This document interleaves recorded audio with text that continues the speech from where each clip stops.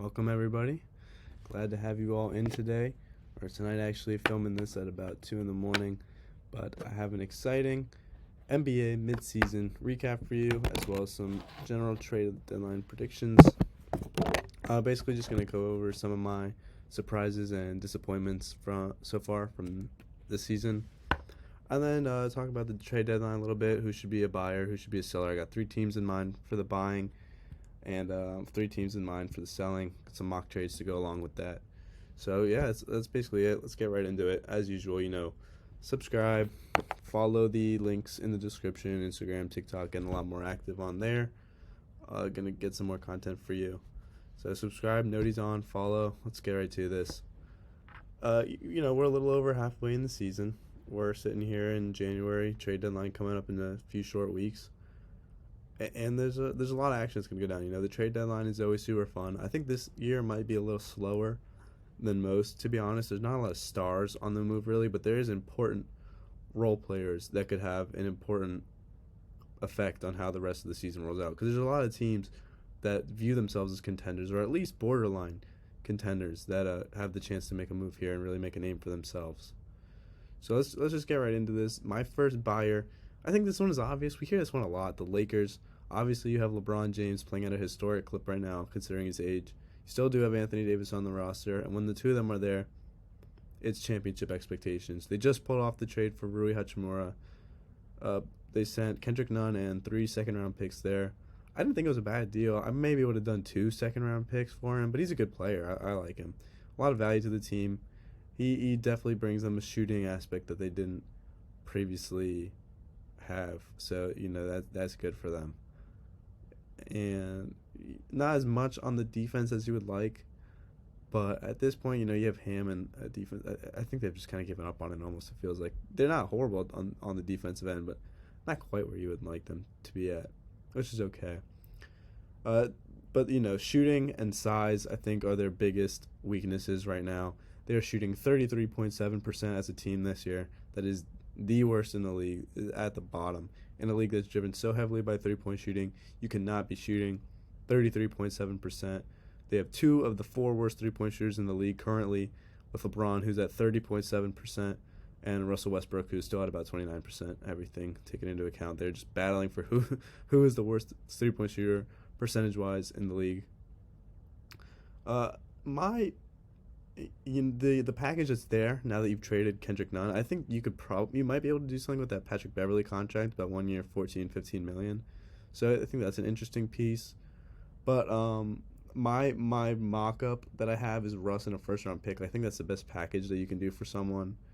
I took the Russ and the first-round pick, and I sent it to the Pacers for not quite the trade that we talked about all offseason that was going to happen with Turner and Hield. This time it's Turner and TJ McConnell. I don't think that trade is still there with Hield and Turner. I think the only reason they're getting rid of Turner is because he clearly doesn't really want to be there, and he's not a part of their long-term plans. I think Buddy Hield, considering how elite of a shooter he is, might still be a part of the Pacers' long-term plans. So I don't think they want to trade him. Because of Russ's improved play this year, it is up from last year. He's not been as bad. So I think you do get some value there.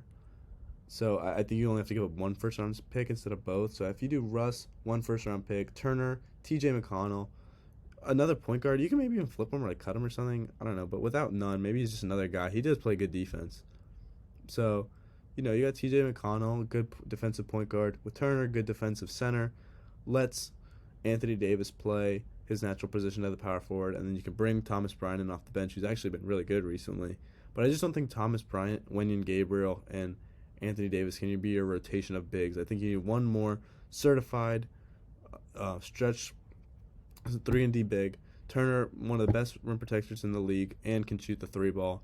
Great fit alongside Anthony Davis.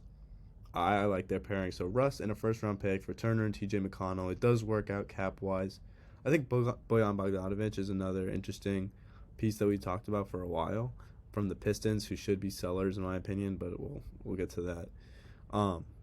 So I think that's also on the deal, but they might want more because Bogdanovic has been really good this year. So if they want more than Russ and a first-round pick, I think this Pacers deal might be easier because they're not great. Obviously, I don't think they're contending this year, even though they've done better. But McConnell and Turner are two guys I don't think they believe are part of their future, their long-term future there. So let's move on to the next. My favorite team, the Miami Heat. We desperately need some size on the bench. I've been saying that for about 2 years now. And I think we could use some extra scoring help. I like the way we shoot the threes. Duncan is still capable, even though the percentage doesn't look great. Still capable of shooting threes. Strus hits his threes. Hero hits his threes. Martin hits his threes. Yurtseven can stretch the floor when he comes in off the bench. Oladipo, for what it's worth, he tries to hit the threes. He's hit them decently. Lowry and Butler are all very capable guys. So I'm not worried about our three-point shooting, but I'm worried about our scoring because after Butler and Hero, it takes a big drop. I wanted Oladipo to take the next step and really evolve back into his almost peak form. It doesn't quite seem like he's getting to that point, which is sad, but it's whatever. I hope he can step it up more as we get into the peak of the season and the playoffs and all that, and hopefully be something of more value to us. Lowry is out of the prime. He's not washed or anything yet, but not worth what we're paying him, that's for sure. I was this close to saying we should be sellers, as of even a few weeks ago, but they've really stepped up the play recently and they started putting a lot of wins together. So I'm okay saying they should be buyers and keep shooting for the championship. We've been in the Eastern Conference Finals, 2 of the last 3 years now. We're a good team. We definitely have a chance. I think we just need the size. Dedmon's not really cutting it. Yurtseven is not there yet defensively. My mock trade that I drew up was Kalen Martin and Haywood Highsmith for Mason Plumlee and a second-round pick. It's about even in value. Caleb's not bringing much to the table. Highsmith is an interesting young piece. Hornets can get that contract off their books. Give up a second-round pick. It is what it is when you just got to get rid of that contract and you're selling. So I think that works out well for both sides. Gives us a good defensive rebounding backup big man to come in behind Bam when he inevitably gets into some foul trouble.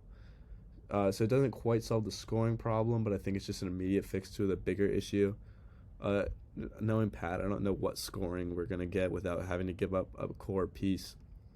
So it seems like him and Spoelstra are just going to turn to Oladipo to kind of fill that role anyways, it is what it is. We'll see how it works out. I like Hero scoring. I like Butler scoring, but it always feels like there's a big drop-off after that if Bam can't step it up. And Oladipo and Lowry and all those guys can't step it up. But we will see what happens. That is going to be an interesting team to watch. Lastly, the Nets. As a guy I watch a lot over on Fox, Nick Wright likes to call them always the next year Nets. Just haven't really been able to put a good year together just yet. This year really feels like it could be their year. They're really doing good right now. Kevin Durant's not even on the court, and they're still showing signs of life. But the same problems persist as it does every year, and that was similar to the Heat, is they just don't have a lot of size and rebounding out there. They are averaging 40.4 rebounds per game right now, which is second worst in the league. And it's a thin margin, really. I think, it's not by much. You just don't have a lot of size on there. Claxton is great at protecting the rim and getting the blocks. He's actually turned into one of the best shot blockers in the league. They're just not rebounding enough. Even when you had Drummond last year, it didn't work out.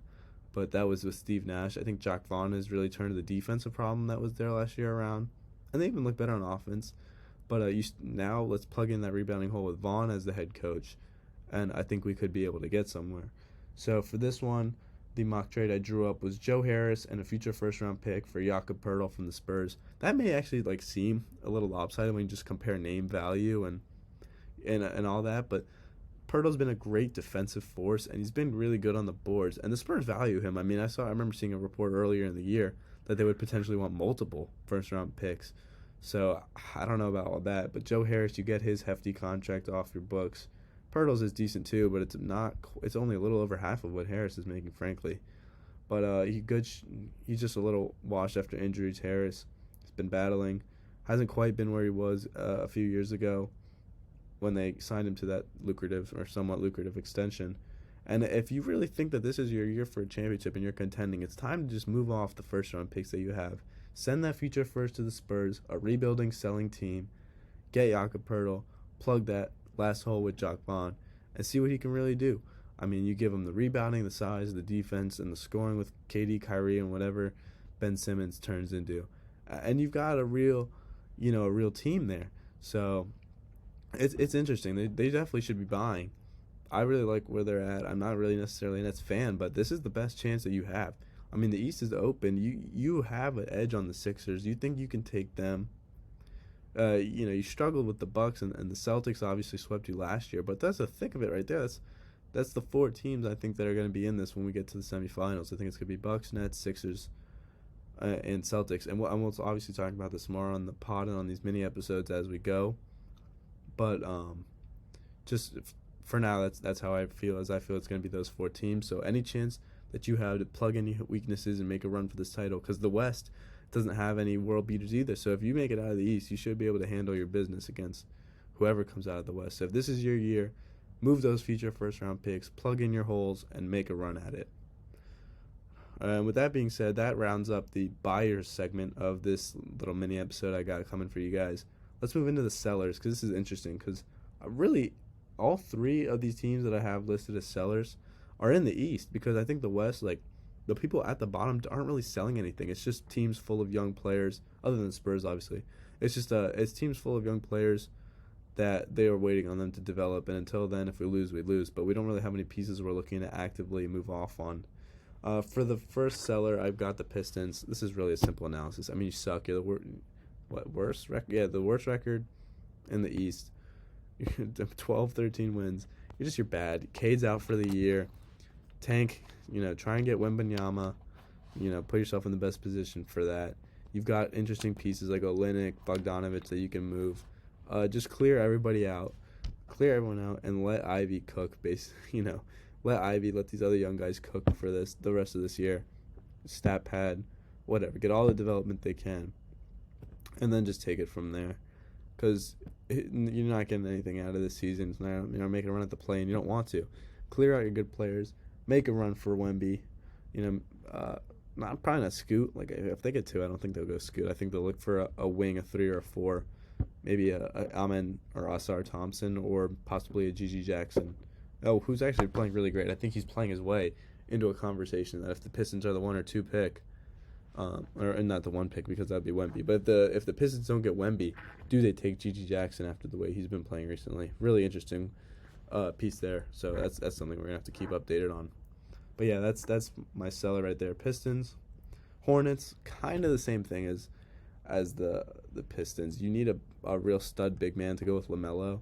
Tank, also look for Wemby. But the Hornets are a little different because if you get number 2, like if you get the 2nd overall pick, I would probably take Scoot there because the talent is so high that you just take him. Obviously, LaMelo is your core piece. Like, he's an all-star. He's a stud, one of my favorite players, all that. So you take Scoot, you could probably throw him at the 2 and let LaMelo playmaker, reverse it. You don't really have positions anymore. Let Scoot do the scoring and the attacking, and let LaMelo be the all-star amazing playmaker that he is.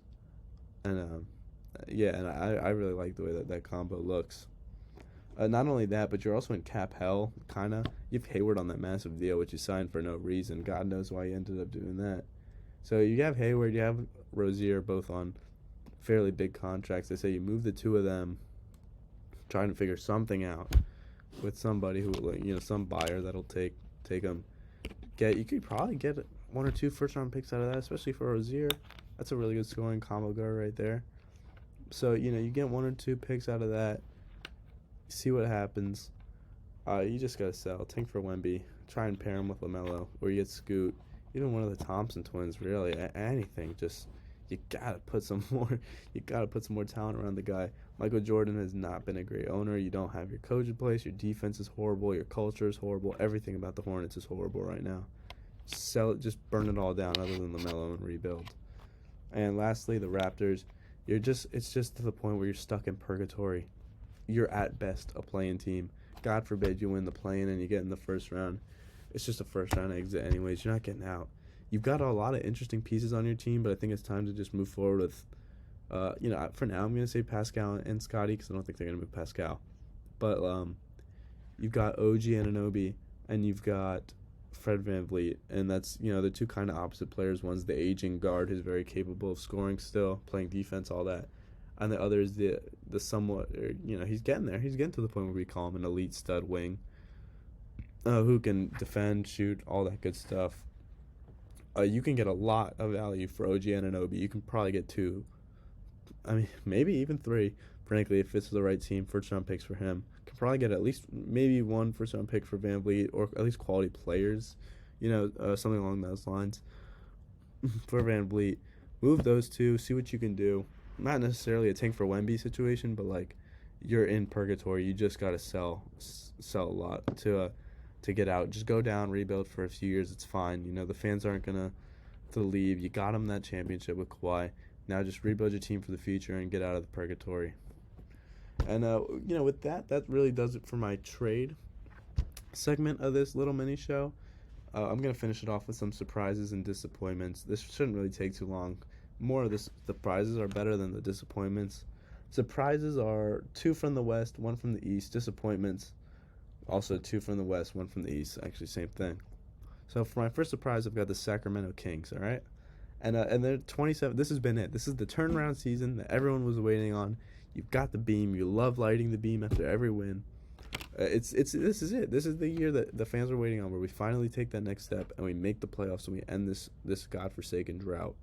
Fox has stepped up. Sabonis has been great. Davion Mitchell, the young guys, Keegan Murray has all been good. Herder.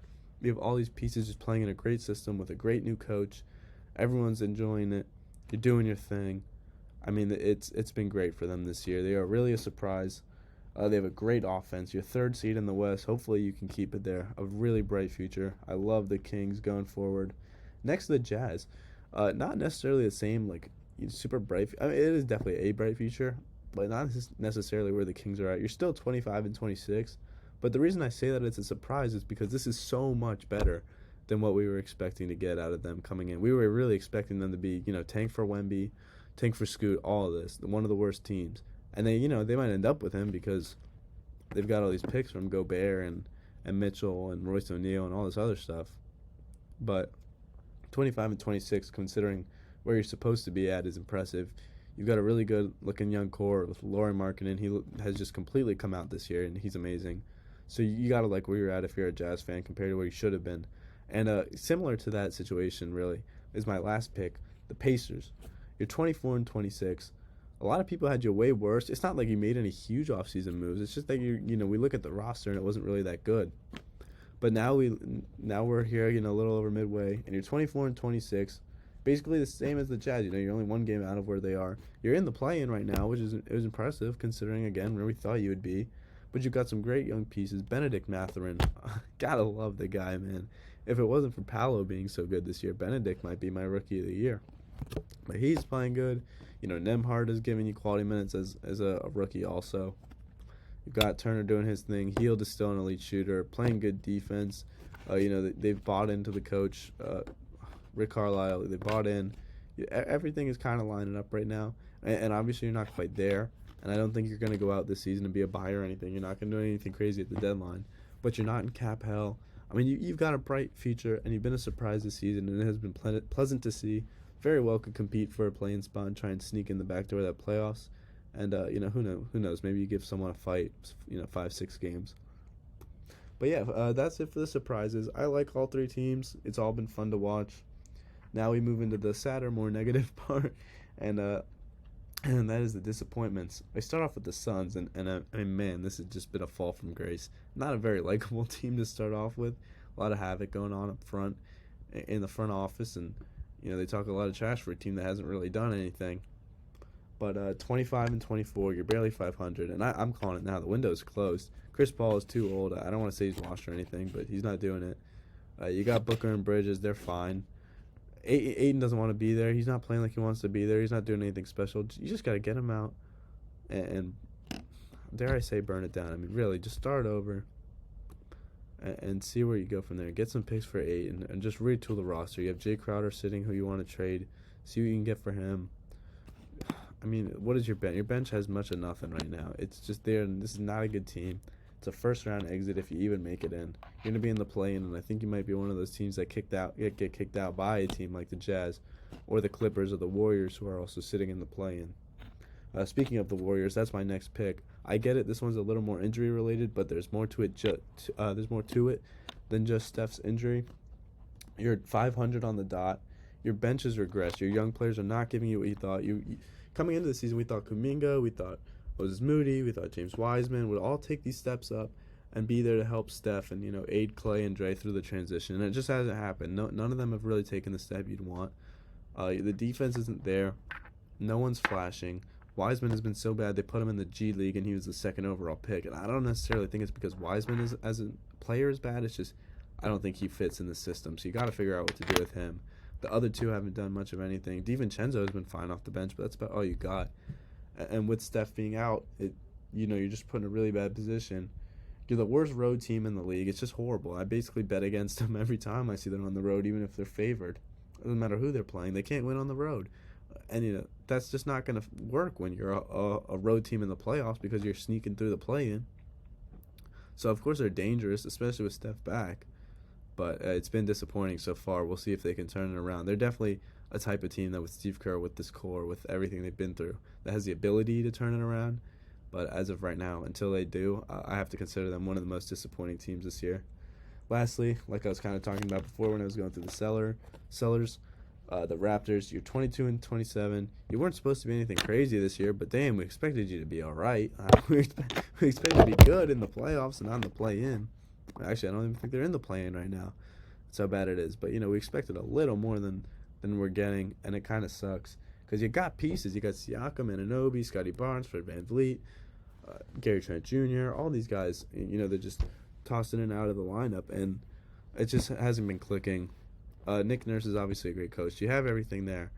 I think it's just time. I don't know if you really blow it up nuclear and get rid of Siakam just yet, but you got Siakam, you got Barnes.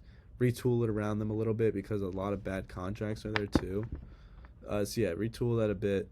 Move Anunoby and VanVleet. Those are my prime two pieces you got to move, like I just talked about, and just see where you can go. But it's really been a rough season considering what our expectations were, and just what we thought they could be, what's there, and what our expectations were. But you know what? With all that being said, surprises, disappointments, buyers, sellers. We'll have more trade deadline stuff for you coming as we get closer, especially once deals start happening. More than just the Rui deal and all this other small stuff. But we will have plenty more for you. Be patient. We got it coming. You wanted this video really when we did the Instagram poll, so you're getting this now. CFB stuff should hopefully be this weekend, if not early next week. I'm aiming for like a Monday, Tuesday release for the video, so stay tuned for that. Big Pod should be coming, I hope Friday. We'll see what everybody's schedule is like, but we'll get it to you. We always do. So yeah, that's all I got. Subscribe, turn the notifications on, Instagram, TikTok, show love, like this video, all that good stuff. Great stuff coming soon, and we will keep you posted on any more NBA news that comes out. This is really our first time talking basketball on the pod, which I love. This is on the channel as a whole, so you will be getting a lot more of that, and I'm excited to bring you just a lot more content as a whole. All right, this has been Sam, giving you some mid-season talk. Peace out, everybody. Peace out.